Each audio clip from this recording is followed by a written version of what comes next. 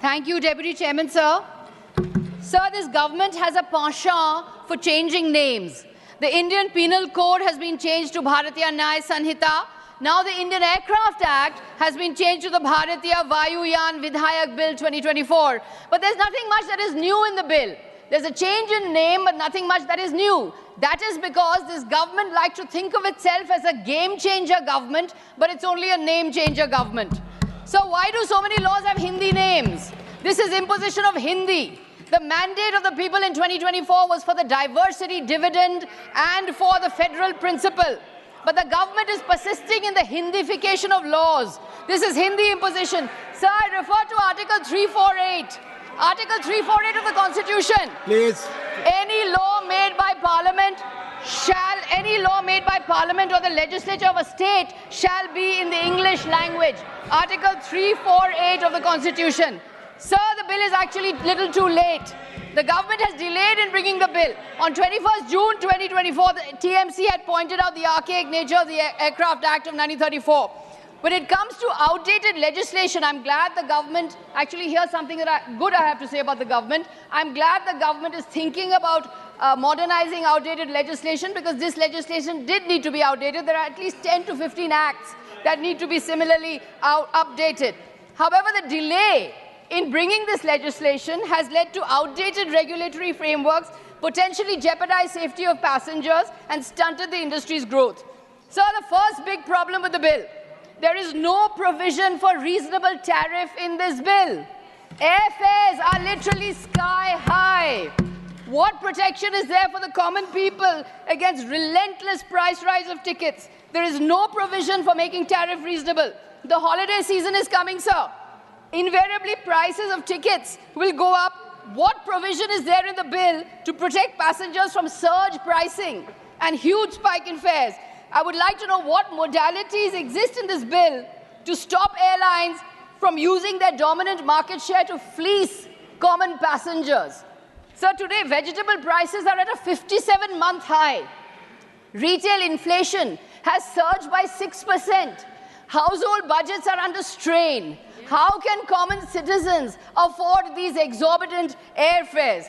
I would also like to say, sir, that the tendering process for airports and bidding must be made transparent. The process must not be hostage to this government's characteristic of crony capitalism. One of the top e-states in the country, e-tendering states in the country today, sir, is Bengal. The government should follow the Bengal model. From ground to sky, there should be no monopolies. Today in aviation, a state-owned monopoly has become a private-owned duopoly. Is this to the benefit of the passengers? We must ask this question. Aviation must serve the common people, sir, not just the Maharaja class, not just the Zamindar class. Sir, this bill gives overarching powers to the union government.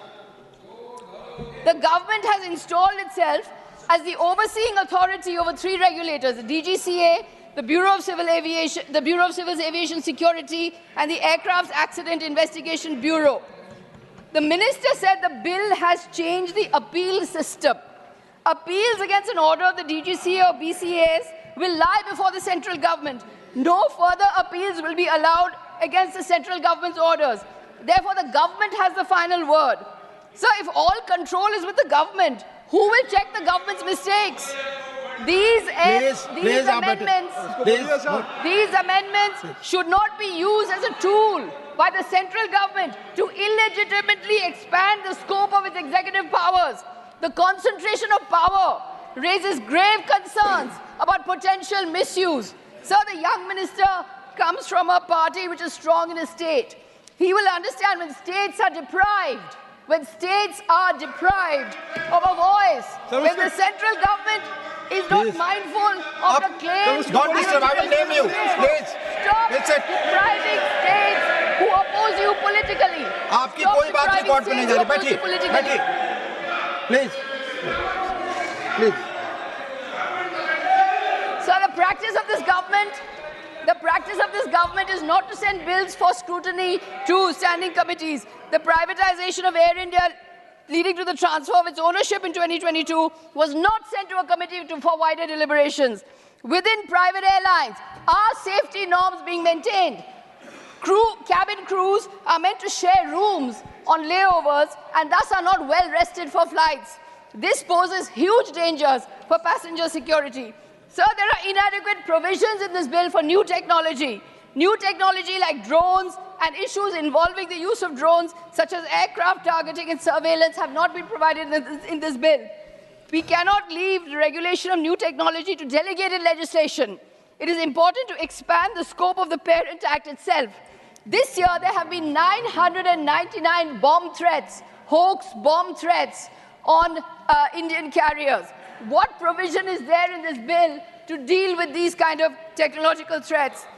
The minister spoke of pilot training, but every year in winter, hundreds of flights are delayed due to fog. The main reason for flight diversion is because pilots are not trained for operating the CAT-3 navigation control system. What technology has been provided for in this bill so that the CAT-3 can be adequately upgraded so that pilots can land in fog-bound airports? Some infrastructure issues, sir.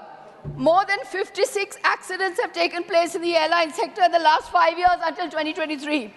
There have been around 100 cases of structural collapse and 10 cases of rainwater leakage across airports in India from 2019 to 2024. Sir, for the Airports Authority of India, civil works maintenance dropped from 11.9% in financial year 21 to 8.5% in financial year 23. In GMR-led Delhi International Airport, funding on airport maintenance dropped from 4.9% in financial year 2022 to 4.4% in financial year 23. This comes at a time when user development fee being charged from passengers is on the rise. There are 164 airplanes lying idle at airports of 15 major cities as of December 2023. This has been stated by the government itself in Parliament. Sir, the minister said there are 74 airports, but how many of these airports are functional? And how many airlines actually fly to these airports? We have to ask that question. How many airports under the UDAN scheme have been completed? Sir, I want to make a point here. This is important. It's about the moral economy of our country. So airlines have a public responsibility and a social responsibility. They must be encouraged to practice their corporate social responsibility. When people need to be moved for medical emergencies or for other emergencies, we must have flights on standby. For example, there have been 244 consequential train accidents between 2017 and 2022. When there are train accidents or there are floods, airlines could operate more airlines at reasonable rates to fly people to the spot. Airlines should not seek to profit from disaster. Airlines should not seek to make profit from the suffering of people by charging more rates, by charging higher fares, and by reducing capacity during a disaster. So this is the moral, social, and corporate responsibility, the public responsibility of airlines. So I would like to say, safety, accessibility to all must be the buzzwords. Air travel must be accessible to all and possess the highest safety standards as possibly can be met. So civil aviation must be the people's aviation. Not all of us can fly in Maharaja class. Civil aviation must be the people's aviation. Civil aviation must not just be for the billionaires. Thank you.